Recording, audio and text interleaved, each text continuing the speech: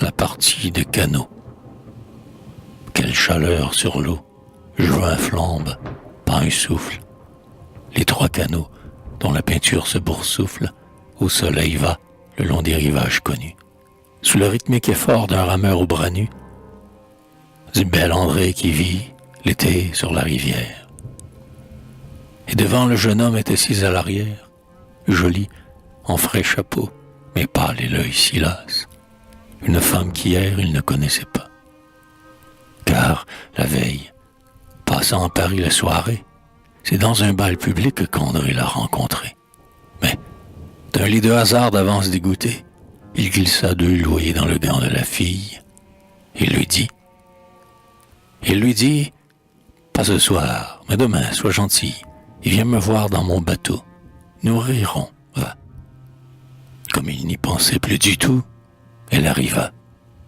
Pour rafraîchir le temps, l'air pur, c'est la recette. Clarisse était charmante, en robe de grisette. Or, sa maîtresse étant au seau, le libertin a dit « Gardons celle-ci jusqu'à demain matin. » Puis, la voyant si douce et tout intimidée, il eut, ce bon garçon, la délicate idée de traiter cette fille en femme comme il faut. Et, sans la tutoyer, sans lui dire un seul mot, qui de son odieux métier porta la marque, il l'accueillit fort bien. Et, tout de suite, embarque. Oh, quel enchantement défiler sur les eaux, sauf l'aigre cri de la fauvette des roseaux et le frêle potis des ondes sous la quille, quel calme. Au grand soleil, la rivière pétille, le barbillon, là-bas, saute et fait des plongeons. Mais André suit le bord, à l'ombre, dans les joncs, où, criblant le fond vert du bleu-noir de leurs ailes, palpite un merveilleux essaim de demoiselles. Un vieux pêcheur en train de changer d'hameçon, et qui voit cette femme avec ce beau garçon, dans ce léger canot qui sous les saules glisse, pense à son jeune temps, sourit avec malice, et dit entre ses dents, « Gentils, les amoureux. Hélas, n'envions pas ceux qui semblent heureux. Ne rêvons pas d'amour devant ce joli couple, emporté par ce frêle esquif sur l'onde souple. Car ce viveur blasé n'a plus aucun désir devant les tristes yeux des filles de plaisir. André suit, cependant, son généreux caprice. Familier mais très doux, il cause avec Clarisse, en camarade avec des propos amusants. Supposez que nous nous aimons depuis 10 ans, dit-il. Dit-il, elle sourit. La pauvre créature, un goûte l'heureux instant, se grise de nature et se laisse bercer, les yeux clos à demi, par le simple entretien de ce discret ami. Devant elle, ramant toujours dans l'ombre fraîche, il lui montre en passant les bons endroits de pêche. Sous l'arche du vieux pont, ce coin qui fait tableau, et l'exquise fraîcheur des nénuphars sur l'eau. Enfin, las de jouer du coude et de l'épaule, l'habile canotier aborde sous un saule.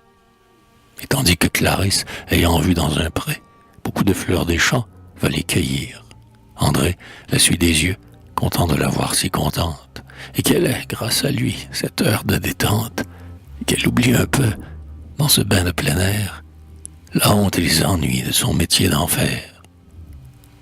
Le faux rire, l'amour forcé, la noce abjecte, quelle est cette surprise au moins qu'on la respecte. Une fois, songe-t-il, une fois, songe-t-il, déjà sur le coteau, la paix du soir descend. On remonte en bateau, et pour se mettre à table, on accoste à la berge où brille la blancheur des nappes de l'auberge. Là, Clarisse prend place en face du rameur.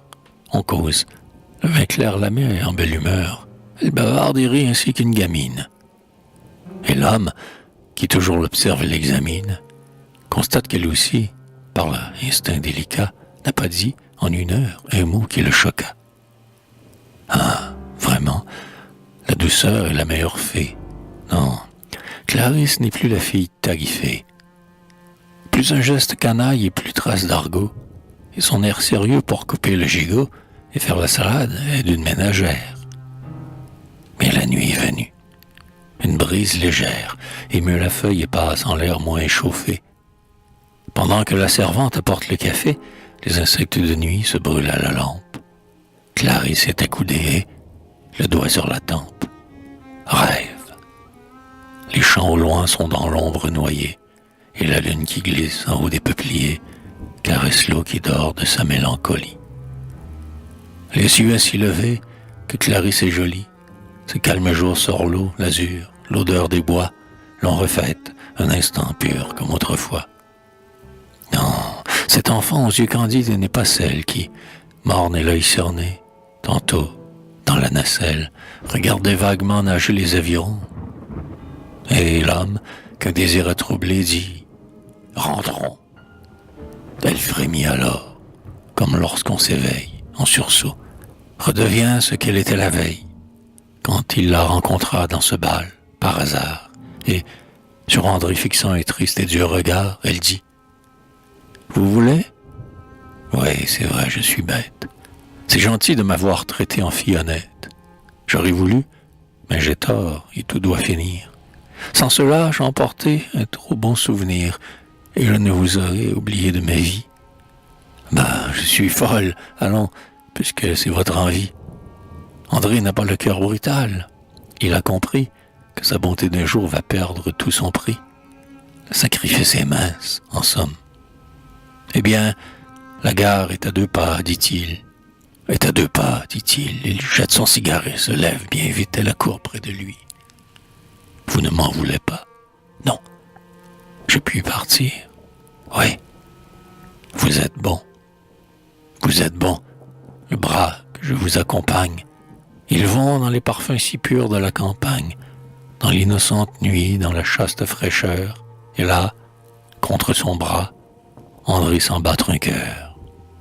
Et c'est sa récompense. Étendez-moi le touche. Enfin, l'on se sépare. Elle lui tend sa bouche. Mais il a ce scrupule encore, dans les adieux, de lui mettre un baiser seulement sur ses yeux, dont il sent tressaillir la paupière fermée, et ce fut aussi doux que s'il l'avait aimé.